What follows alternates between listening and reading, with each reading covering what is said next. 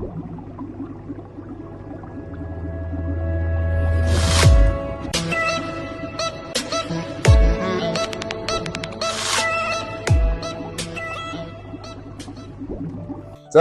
юу энэ залуусаа тэгээ манай сонголт маань иргэн дотоомор л алтан загас ширхэн дижээж байгаа хүмүүсийн гараад нийтлэг алдаа гэдэг сэдвийн маань part 2 буюу 2 дугаар хэсэг. Үргэлжлэл. Тэгээ үргэлжлэл нь одоо ингэж явж байна. Онцолж ярих сэдв нь юу юм бэ гэхлээр мэдээж одоо аквариумныхаа даацаас хэтэрсэн олон алтан зас жихэх. Тэгээд даацандаа багтсан фильтр сонгох. Энэ хоёр бол даацандаа багсан фильтрээ сонгох бол бас нийтлэг гараад байна. Түгээмэл гаргадаг алдаа болоод байгаа. За тэгээд дээрэс нь нөгөө даацаа мэдхгүй учраас одоо маш их хэмжээний алтан загсыг нэг аквариумд хийдэг. За тэгээд хийгээд ирэхээр нөгөө даацаа хитээсэн учраас мэдээж усан сааралтаад амархан бохирдоод алтан загс нь өвдөөд үхээд за ингээд ирэнгүүт хүмүүс шантарч эхэлдэг. Тийм учраас мэдээж заавал одоо энэ даац гэдэг юмыг бол бодолчих ёстой юм байна.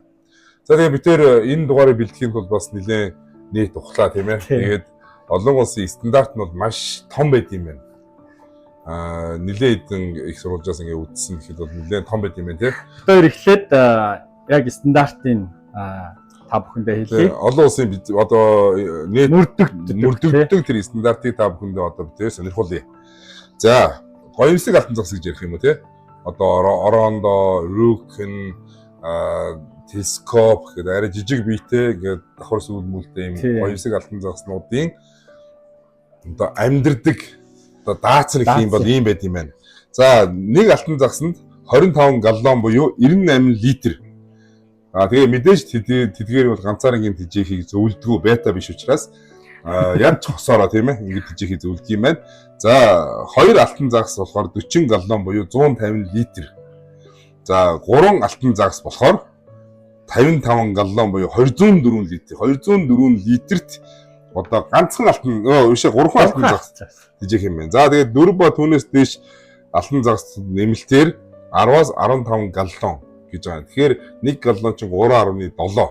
Тэгэхээр 37 литр. За 40 литр бод чих юм байна. Одоо юу гэдгийг 204 литрт 3 алтан загас байгаа бол 244 литрт 5 алтан загас хий гэж зөвлөсөн байна.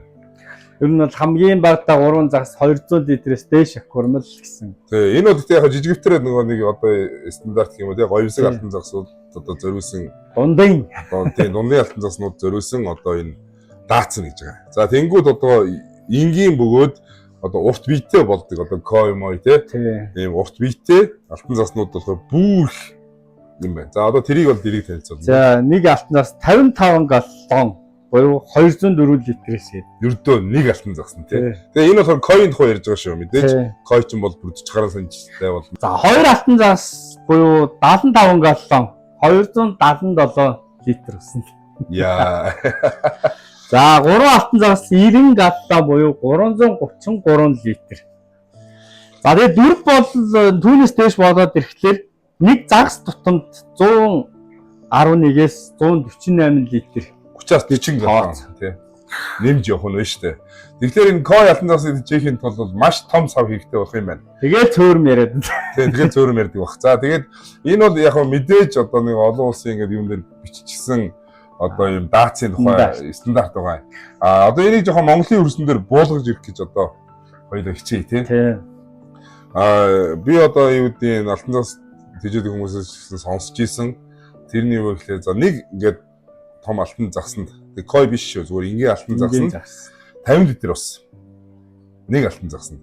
За тэгээд хоёр алтан загас болохоор 70 литр. Гурван алтан загас болохоор 90 литр. Ингээд 20-20 нэмээ явж бол ингээд даац бол айтайхан байдгийг шүү. Нормалаа барьчихнаа. Тий. Тэгж ярьж исэн тэр бол тэгж тэжээхэд бол ямар нэгэн байдлаар ингээд ус хурдан бохирдох ч юм уу тий. Загасны нөлөө нь бас гайгүй игрэг. За тэгэхээр одоо мэдээж даацын тухай ярьсан чинь одоо энэ даац хэтэрсэн тохиолдол гарах эрсдлүүд юу гэд юм бэ гэдэг талаар баг шиг юм яриа тий. Хамгийн нэгдүгээрт бол ерөөсөө усны бохирдол. Тий. Хоёрдугаар болохоор ус бохирдоод ирэнгүүт тааламжгүй үнэр гарч эхэлдэг тий. ийм замбны үнэр чим шиг одоо эвгүй үнэр гарч ирдэг тий. За гуравт юу байж болох вэ? За гуравт нь загсны эрүүл мэндэд эрсдэлд орох. Тий, мэдээж одоо түрүүний хоёр дахь уйлдаа шүү дээ. Ус нь муухай болчингууд жоохон эвгүй үнэр гарч ирнэ. Эвгүй үнэр гараад орчин таагүй болонгууд мэдээж тэр загсны эрүүл мэндэд маш сөргөөлөлөд янз янзын өвчин тусах магадлалууд маш ихээр өнөрсдөг. За тэгээд дөрөвт нь болохоор одоо энэ бүгдийг эрсдэлгүй байхын тулд маш их хэмжээний арчилгаа шаарддаг. Одоо даац хэтэрсэн тохиолдолд арчилгаа маш их болдог байхгүй. Тий. Одоо юу гэдэг юм за даац нь хэтэрсэн байх, даац нь таарсан байх юм бол мэдээж алтан засаг 7 хоногт нэг гэхүүр 7 хоног 2 удаас илгэдэг. Тэгээд даац нь хэтэрсэн байх юм бол одоо өнжөөдөг ч юм уу өглөө болгон бохрын сурвалдаг ч юм уу тий. Хоолсныхын дараа. Тий, хоолсны дараа хооллоод баасныхын дараа тэрийг дорн сурвалж авдаг ч юм уу. Маш их өөрөөс чинь арчилгааг өндөр шаардж эхэлдэг байгаа шүү.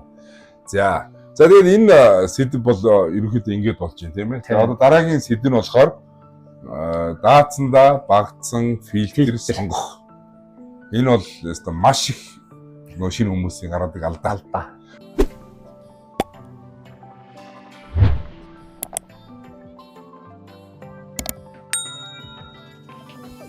Одоо юу гэдгийг нэг 50 литр усанд 4 том алтан загас хийчихсэн ганцхан спонж фильтр тавьсан байж байгаа байхгүй. Энэ бол нөө даацсандаа багтсан фильтр шүүлтүр буюу фильтртэй байна гэсэн үг.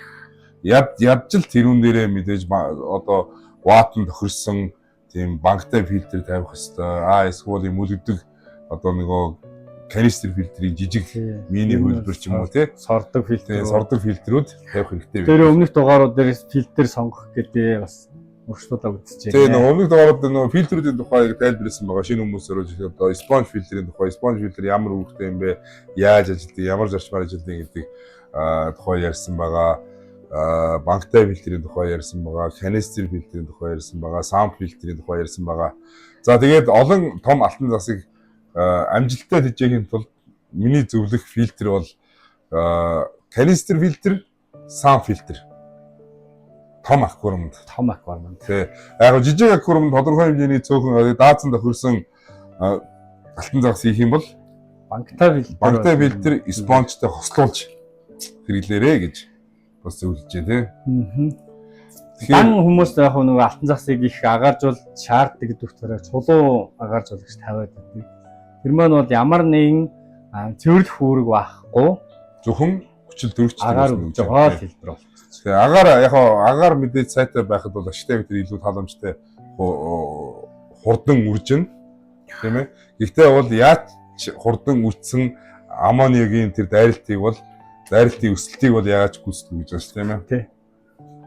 За өнөөдрийн сэдв бол нэг юм хөө бол одоо яг сэдвээ дүгнээд хэлэхэд мэдээж та бүхэн маань алтан загас сонирхоод тижээж эхлэж байгаа бол даацыг маш сайн анхаараарай.